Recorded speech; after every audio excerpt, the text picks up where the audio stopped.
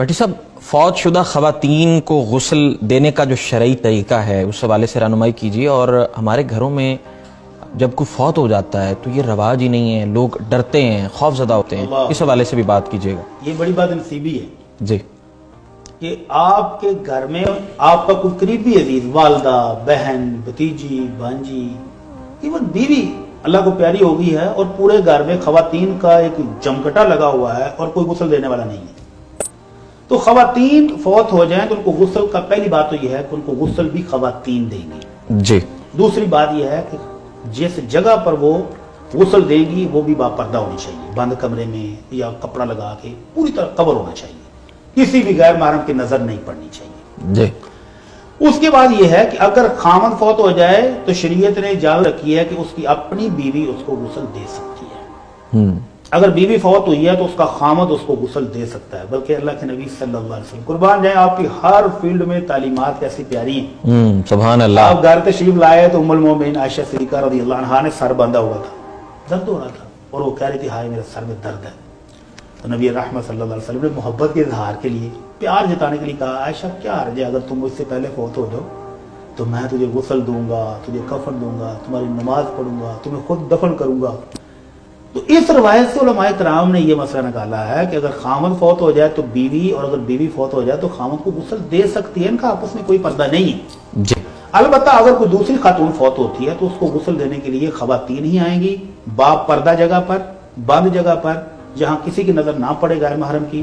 تو غسل دینے کا طریقہ وہی ہے جو زندگی میں عام مسلمان کا غسل جنابت کا غسل کا طریقہ جو ہم پہلے کئی دفعہ بیان کر چکے ہیں۔ جی، سب سے پہلے اس خاتون کو تھوڑا سا اوپر اٹھا کے پیٹ کو دبائیں تاکہ کوئی لائش ہے تو نکل جائے،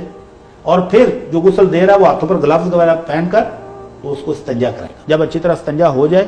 لیکن جسم اس کا پورا کور ہوگا، اس کے اوپر چادر وغیرہ ڈال کر، عورت کا جسم عورتوں کے لیے بھی دیکھنا جائز نہیں ہے، جی، وہ چادر ڈال کر پردے کے اندر ہی اس کو غسل دیں گی۔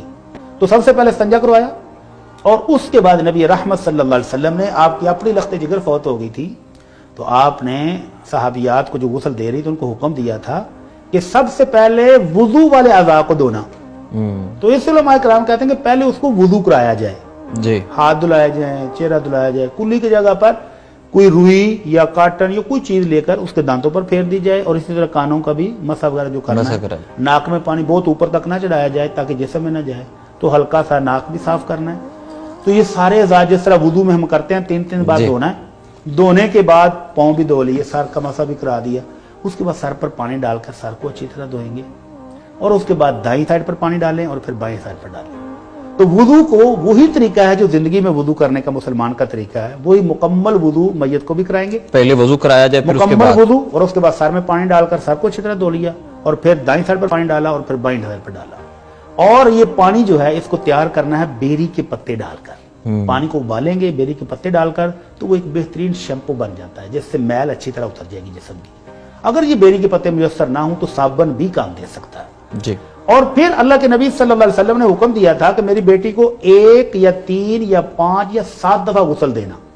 یعنی اگر جسم کو مزید دھونے کی ضرورت ہے تو تیسری بار بھی دھویا جا سکتا، طاقت میں دھونا ہے، 1 یا 3 یا 5 یا 7۔ اور جب آخری مرتبہ دھونے لگے ہیں تو اس پانی کے اندر کافور ڈالیں، ایک خوشبو ہے جو مل جاتی ہے بازار سے آسانی سے، تو وہ جو آخری دفعہ اس کے ساتھ دھوئیں گے تو یہ جو قبر کے کیڑے مکوڑے مٹی کے ہوتے ہیں وہ پھر میت کے جلدی قریب نہیں آتے۔ کافور، ہاں جی، تو یہ غسل مکمل ہو گیا، 1 دفعہ دیں یا 3 دفعہ یا 5 دفعہ۔ تو یہ غسل مکمل ہونے کے بعد خاتون کے سر کے بالوں کی 3 مینڈیاں بنانی ہیں، 3 مینڈیاں بنا کر تو وہ کمر کے پیچھے ڈال دیں گے، پھر اس کے بعد اس کو کفن پہنائیں گے اور پھر دفن کریں گے۔ اور اگر جسم پر زخم ہو، آپریٹ ہوا ہے، جی، اگر اس حصے کو دھونے سے پانی جسم میں جانے کا خطرہ ہے تو وہاں پٹی وغیرہ لگی ہوئی ہے، وہاں صرف مسح کر دیں، بس جی، گیلا کپڑا اس کے اوپر پھیر دیں، اتنا ہی کافی ہے، اور باقی جو جسم ہے اس کو دھو دیں۔